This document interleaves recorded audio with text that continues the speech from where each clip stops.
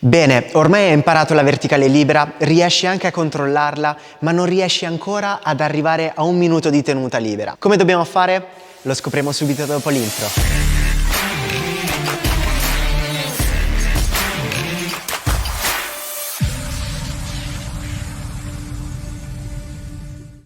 Ehi Balancer, benvenuto in questo nuovo video. Se non mi conosci ancora, io sono Francesco Mazzone, fondatore dell'Online Stand Academy, la prima scuola online di verticalismo, e aiuto le persone a uscire dalla fase di stallo, che stiano cercando ancora di imparare la verticale libera oppure gli elementi avanzati del verticalismo. Tutto questo grazie a un approccio estremamente tecnico di questa disciplina. Oggi voglio parlarti di questo argomento, appunto di come raggiungere 1 minuto di verticale libera, perché dopo aver imparato a slanciare e inizi a tenere un po' l'equilibrio, vedi che allungare i tempi della tenuta inizia a diventare difficile. Il problema qual è? È che una volta che hai raggiunto la verticale libera, pensi che dovrai lavorare sempre e solo in verticale libera. Però questo che cosa comporta? Ti comporta alcuni compensi che poi magari non ti permetteranno di poter aumentare il tuo secondaggio. Una soluzione è quella di adottare altri lavori, quindi non lavorare solo e soltanto in slancio, blocco la posizione in full e da lì aumento i secondi. Dobbiamo tenere altri parametri in considerazione e possiamo svolgere alcuni esercizi che potranno sembrare base, ma sono quelli che effettivamente poi ti faranno alzare il secondaggio. Ti dico questo perché molto spesso, anche quando si riesce a raggiungere i 20 secondi di verticale libera, non sempre si ha consistenza nella verticale. Questo significa che questa tenuta di 20 secondi può iniziare ad esserci ogni tanto e noi dobbiamo capire effettivamente che cosa non ci permette di stare così tanto tempo nella verticale. Molto spesso possono essere le attivazioni o alcune volte anche dei posizionamenti, tipo quando siamo troppo avanti con le spalle, quindi questo ci fa stancare maggiormente le spalle e non ci permette appunto di rimanere troppo tempo in quella posizione. Quindi o può essere un problema di posizionamenti o di attivazioni. A questo punto, quando ci siamo assicurati che non è nessuna delle due, dobbiamo assicurarci che è un problema di resistenza e in questo caso noi dobbiamo costruire la resistenza nella verticale libera nel modo più semplice possibile. E se noi ogni volta che dobbiamo pensare di fare resistenza dobbiamo slanciare e dobbiamo fare 30 slanci per poterne bloccare una, capisci bene che andare a lavorare sulla resistenza dell'equilibrio diventa qualcosa di impossibile.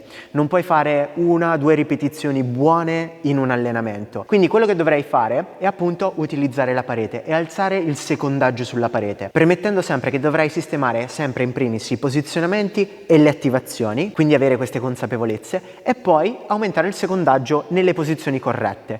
Perché ti dico questo? Perché sennò dopo dovrai ripartire tutto quanto da zero e rifare i posizionamenti corretti, attivazioni corrette e rimettere su resistenza con questi requisiti. Ovviamente io parlo per un pubblico che vuole fare una verticale in un determinato modo. Se poi non ti interessa avere una verticale in linea, controllata, eccetera, eccetera, tutto questo canale non fa per te. Detto questo, adesso vediamo alcuni esercizi che possiamo utilizzare sulla parete, molto semplici e basici, dove andiamo a eliminare la fase di slancio e andiamo a consolidare le transizioni e la fase di equilibrio. Adesso il primo esercizio che prenderemo in considerazione è uno stacco in full schiena alla parete. In questo modo manteniamo tutte quante le attivazioni e con la pressione delle dita ci solleviamo dalla parete. Dobbiamo rimanere leggermente sbilanciati verso la schiena e fare tanta pressione con le dita. Questo perché andremo ad allenare la zona di overbalance. Quindi come se stessimo cadendo sempre in direzione della schiena. In questo modo andremo a rinforzare le dita e rinforzeremo tutte le attivazioni e bloccheremo la caduta in direzione della parete. Allenare questa zona di overbalance, ovvero in caduta in direzione della schiena,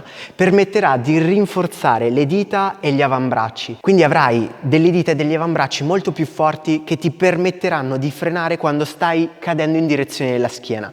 Perché molto spesso quando stai in verticale libera potrebbe essere che il corpo inizi a andare abbastanza verso la schiena e non hai eseguito degli allenamenti e dei rinforzi proprio proprio sulle dita e sugli avambracci. In questo modo riuscirai a costruire più forza e soprattutto più resistenza nel momento in cui stai cadendo in direzione della schiena. Se riesci a rimanere con tutte le attivazioni del bacino, del torace, delle spalle e riesci poi a contrastare questa caduta in direzione della schiena senza andare a dividere il corpo in nessun modo, riuscirai appunto a costruire questa forza e questa resistenza. È molto importante perché uno degli errori che si commettono sempre è che si cerca sempre l'equilibrio e trovare il punto dove si è abbastanza leggeri, e andare a lavorare sempre nel punto come se fosse zero, dove siamo un po' in bilico avanti, indietro, dove non sappiamo dove cadremo. Questo non ti permetterà appunto di lavorare bene l'overbalance, e quindi quando hai eseguito 15 secondi di verticale libera,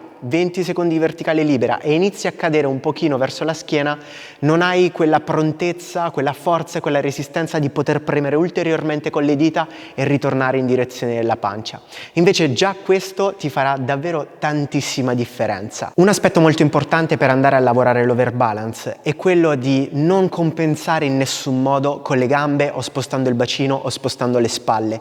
In questo modo noi dobbiamo bloccare completamente il corpo e far lavorare davvero solo e soltanto le dita. Il corpo sopra deve essere pietrificato. Adesso, dopo aver rinforzato tutta questa zona di overbalance e abbiamo capito il principio, abbiamo capito come mantenere tutto il corpo rigido, possiamo eseguire dei sollevamenti dalla parete e dei passaggi in full. In questo modo cancelliamo lo slancio, rendiamo il movimento molto più semplice e passiamo direttamente dalla parete a full.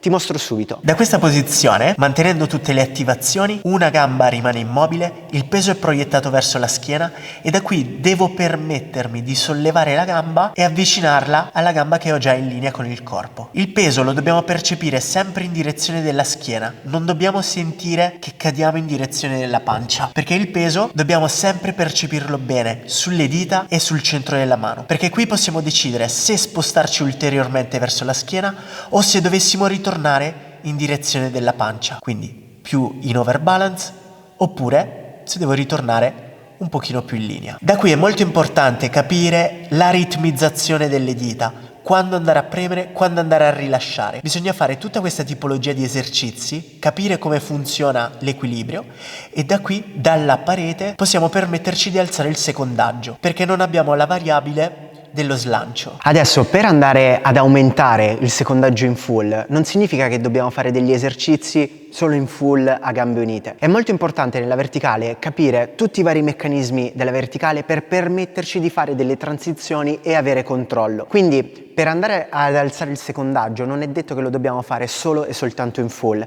Infatti voglio darti un altro esempio dove possiamo partire dalla parete e fare del secondaggio in one leg. Ti mostro subito. Ad esempio, sono in L sulla parete, da qui posso anche piegare la gamba e rimanere in equilibrio, in one leg. Questa è un'altra posizione dove è un po' più semplice se ho mobilità rispetto alla full e ci permette di avere il contrappeso in direzione della pancia in modo tale che il bacino sia chiuso in retroversione. Non devo fare assolutamente questo, ma devo cercare di chiudere il bacino in retroversione e curare tutti i dettagli della posizione. Una volta che ho un buon contrappeso in direzione della pancia, da qui posso pensare di aumentare il secondaggio in questa posizione. Quindi, oltre a lavorare schiena alla parete, dalla parete a full, quindi di pancia alla parete, e poi in altri posizionamenti, un'altra cosa che devi tenere in considerazione è che non sempre devi fare delle tenute massimali. Quello che potresti fare è cronometrare il tempo che rimani in equilibrio, capire qual è il tuo tempo massimale, capire in seguito qual è il tuo tempo medio di tenuta, e da lì dovrai cercare di tenere come target